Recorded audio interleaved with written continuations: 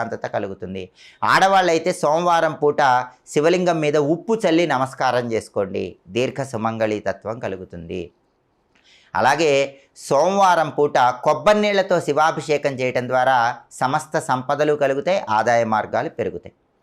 అలాగే మంగళవారం పూట శివాభిషేకం చేసేటప్పుడు ఎవరైనా సరే పుష్పాలు కలిపిన నీళ్లతో శివాభిషేకం చేయండి, తొందరగా సొంతింటి యోగం కలుగుతుంది.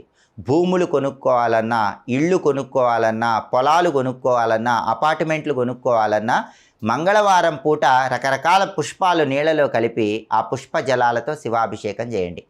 కుజుడి అనుగ్రహం కలుగుతుంది, తొందరగా గృహయోగం సిద్ధిస్తుంది. అలాగే ఎవరైనా సరే మంగళవారం రోజు సపోటా పండ్ల రసంతో శివాభిషేకం చేస్తే వాహన యోగం తొందరగా కలుగుతుంది. ఎవరైనా బ్రహ్మాండమైన కారు కొనుక్కోవాలి, బ్రహ్మాండమైన బండి కొనుక్కోవాలనుకుంటున్నారు, అది ఆలస్యం అవుతుంది. అటువంటప్పుడు మంగళవారం